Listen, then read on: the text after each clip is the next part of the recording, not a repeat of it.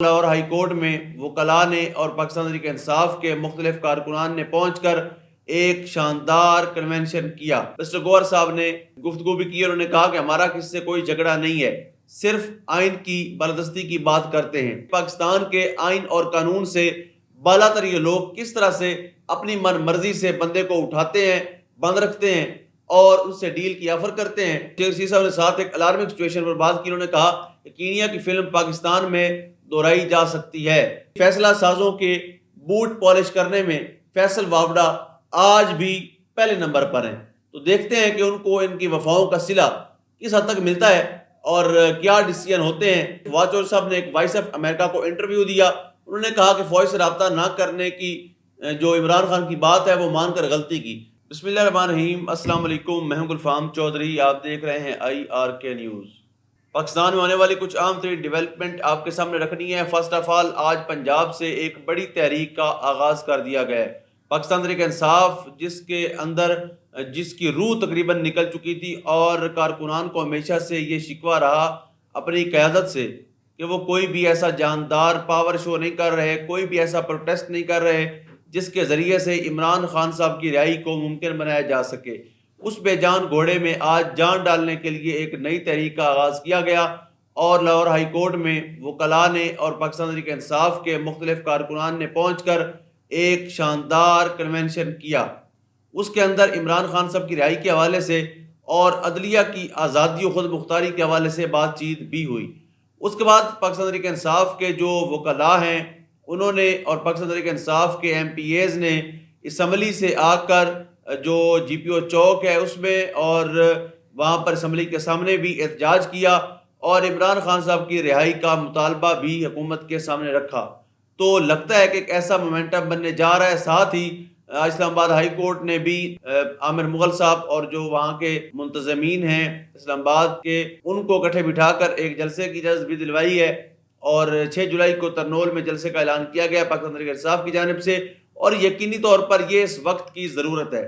اور اگر پاکستان تحریک انصاف ایسی سیاست میں، احتجاجی سیاست میں اور پولیٹیکل ایکٹیویٹیز میں اپنا آپ نہیں منوا پاتی تو پہلے ہی اس حکومت نے کوئی کسر نہیں چھوڑی ان کو دیوار کے ساتھ لگانے میں۔ تو آج کا جو پروٹیسٹ تھا وہ بڑا شاندار رہا، کامیاب رہا۔ مزید اس میں مسٹر گوہر صاحب نے گفتگو بھی کی اور انہوں نے کہا کہ ہمارا کسی سے کوئی جھگڑا نہیں ہے، صرف آئین کی بالادستی کی بات کرتے ہیں۔ انہوں نے مزید کہا کہ ایگزیکٹو آزاد ہونی چاہیے، جو لوگوں کو انصاف دیتے ہیں آج خود انصاف کے طلبگار ہیں۔ پنجاب کے عوام ججز کے شانہ بشانہ کھڑے ہیں، چاہتے ہیں کہ پاکستان کے 70 سال بعد قانون اندھا نہ ہو، چاہتے ہیں کہ قانون عوام کے حقوق کا تحفظ کرے۔ لاہور ہائی کورٹ بار نے انصاف کے لیے آواز اٹھائی اور جد و جہد کی۔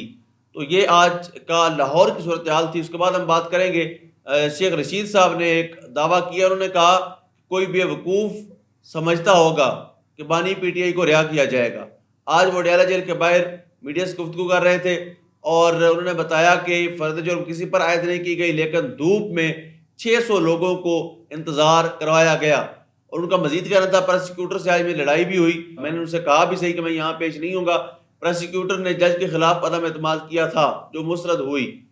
تو شیخ رشید صاحب نے ساتھ ایک الارمنگ سچویشن پر بات کی۔ انہوں نے کہا کہ کینیا کی فلم پاکستان میں دہرائی جا سکتی ہے، 30 اگست سے پہلے حساب ہوگا۔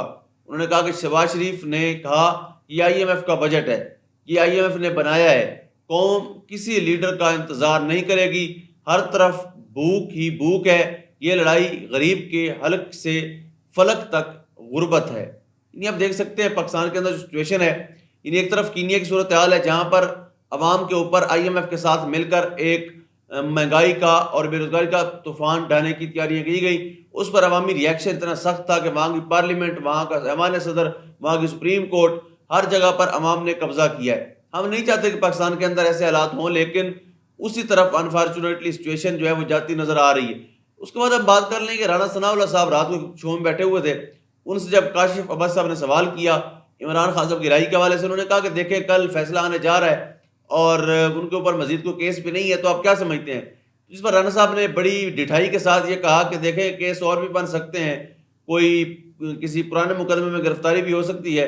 یعنی آپ دیکھ سکتے ہیں کہ پاکستان کے آئین اور قانون سے بالاتر یہ لوگ کس طرح سے اپنی من مرضی سے بندے کو اٹھاتے ہیں، بند رکھتے ہیں اور اس سے ڈیل کی آفر کرتے ہیں، اور ایٹ دا اینڈ جب وہ مانتا ہے یا نہیں مانتا پھر اس کو کسی حکمت کے تحت چھوڑ دیتے ہیں۔ تو یہ چیزیں ہیں پاکستان کے اندر جو قانون کے ساتھ، آئین کے ساتھ اور یعنی رول آف لا کا اس سے کوئی بڑا مذاق ہو نہیں سکتا۔ وفاقی حکومت کے وزراء ہیں کہ ان کا ایک بڑا وزیر جو ہے، جو پاکستان کے وزیر اعظم کے قریب ترین سمجھا جانے والا مشیر ہے، وہ کہہ رہا ہے کہ جی کیسز اور بھی بن سکتے ہیں اور کسی پرانے میں گرفتار ہو سکتے ہیں۔ تو اس طرح کی بے شرمی جو ہے وہ پاکستان کے علاوہ آپ کو کہیں پر نظر نہیں آئے گی۔ فیصل وافڈا، ان کی بات کرتے ہیں جو ایک آزاد قبیلے سے ہیں اور ایک ایسے قبیلے سے ہیں جہاں پر اگر کسی پارٹی کے ذریعے سے ٹکٹ نہ بھی لیا جائے تو بآسانی جیتا جا سکتا ہے۔ ایک ایسے قبیلے سے ہیں جہاں پر کوئی ان کی پوچھ گچھ نہیں کرتا۔ جی بالکل، فیصل وافڈا صاحب ایک ایسے قبیلے سے ہیں کہ جس کے اندر اگر کوئی چیز چلتی ہے تو وہ گنڈا گردی ہے، بدمعاشی ہے، بدکماشی ہے۔ اس قبیلے کے نزدیک رول آف لا، آئین اور قانون کی کوئی ویلیو نہیں ہے۔ تو آج انہوں نے سپریم کورٹ آف پاکستان سے غیر مشروط معافی مانگنے کا اعلان کیا ہے۔